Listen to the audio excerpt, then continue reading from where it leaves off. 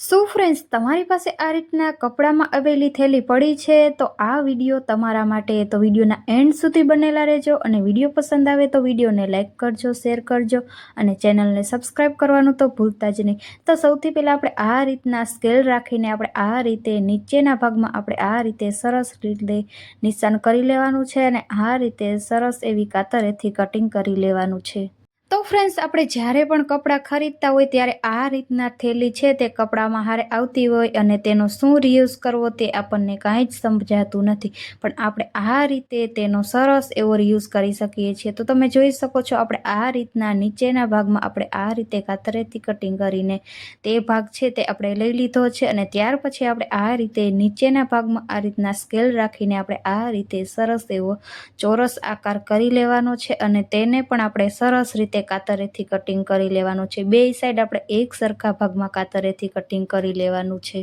તો ફ્રેન્ડ્સ, આ રીતના થેલીઓ તો ઘણા બધા કામમાં આવી શકે છે, પણ આ રીતે તમે અલગ રીતે પણ તેનો રિયુઝ કરી શકો છો. તો તમે જોઈ શકો છો આપણે આ રીતે સરસ રીતે કાતરેથી કટિંગ કરી લેવાનું છે.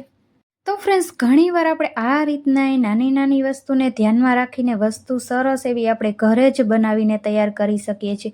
તો તમે જોઈ શકો છો આપણે તેના માપથી જ આપણે આ રીતના ચેન લઈ લીધી છે અને તેને માપ રાખીને આપણે કાતરેથી કટિંગ કરી લેવાનું છે.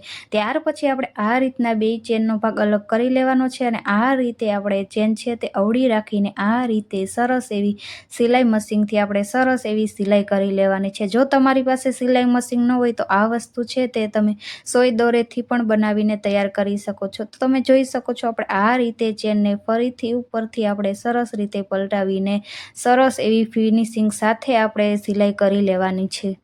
તો ફ્રેન્ડ્સ, આ રીતની વસ્તુ આપણે બહાર લેવા જઈએ તો ખૂબ જ મોંઘી મળતી હોય, પણ આપણે આ રીતે નકામી પડેલી વસ્તુમાંથી જ વસ્તુ આપણે ઘરે બનાવીને તૈયાર કરી શકીએ છીએ. તો તમે જોઈ શકો છો આપણે આ રીતે ઉપરની સાઈડ પણ આપણે સરસ એવી ફિનિશિંગ સાથે સિલાઈ કરી લેવાની છે અને એ જ રીતે આપણે બીજી સાઈડ પણ આપણે આ રીતે સિલાઈ કરી લેવાની છે. તમે જોઈ શકો છો આપણે આ રીતે બે સાઈડ આપણે સરસ એવી સિલાઈ કરી લીધી છે અને ત્યાર પછી આપણે આમાં આ રીતના સરસ એવું રનર લગાવી લેવાનું છે.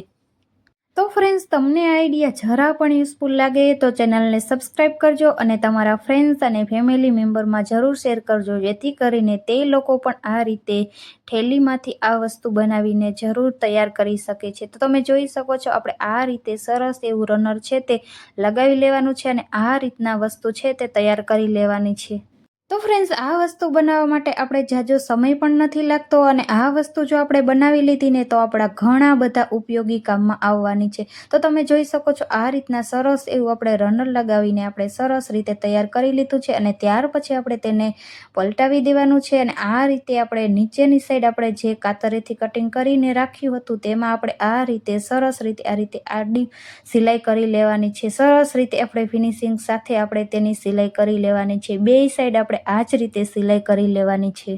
તો ફ્રેન્ડ્સ, તમને આ આઈડિયા કેવો લાગ્યો તે મને કોમેન્ટમાં જરૂર જણાવજો અને તમારી પાસે જો આ રીતના કપડાની થેલી પડી છે તો તમે આ વસ્તુ એકવાર બનાવીને જરૂર ટ્રાય કરજો. ખૂબ જ સરસ એવી વસ્તુ બનીને તૈયાર થઈ જશે. તો તમે જોઈ શકો છો આપણે આ રીતે સરસ એવી આડી સિલાઈ કરી લીધી છે અને આ રીતના વસ્તુ બનીને તૈયાર થઈ ગઈ છે. તો ફ્રેન્ડ્સ, તમને એવું લાગતું હશે કે આ શું બનાવીને તૈયાર કર્યું હશે. આપણે આ રીતે થેલીમાંથી આપણે સરસ એવું પાઉચ બનાવીને તૈયાર કર્યું છે. આ પાઉચ છે જેના ઘરમાં નાના બાળકો હોય તેની સ્કૂલની વસ્તુ હોય તે આમાં ભરી શકે, અથવા તો લેડીઝોને પણ આ પાઉચ છે તે ખૂબ જ કામમાં આવવાનું છે. આ પાઉચ છે તે લેડીઝોને નાની નાની વસ્તુ ભરવામાં ખૂબ જ ઉપયોગી થવાની છે. તો તમે જોઈ શકો છો આપણે આ રીતે સરસ એવું ફિનિશિંગ સાથે આપણે સરસ એવું પાઉચ બનીને તૈયાર થઈ ગયું છે.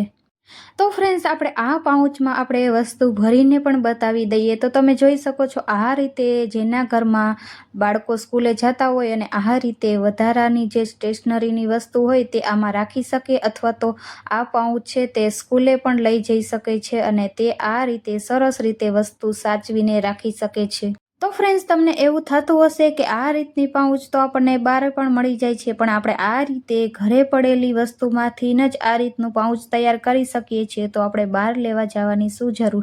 તો તમે જોઈ શકો છો આ રીતે નાના બાળકો પણ આ પાઉચને લઈ જઈ શકે છે, અને ત્યાર પછી આ પાઉચ છે તે લેડીઝોને પણ ખૂબ જ ઉપયોગી થવાની છે. જ્યારે પણ લેડીઝોને બહાર જવાનું હોય ત્યારે તે વસ્તુ આમાં ભરીને લઈ જઈ શકે છે. આ રીતે નાની નાની વસ્તુને આપણે આમાં રાખી શકીએ છીએ. તો તમે જોઈ શકો છો ખૂબ જ સુંદર લાગી રહ્યું છે.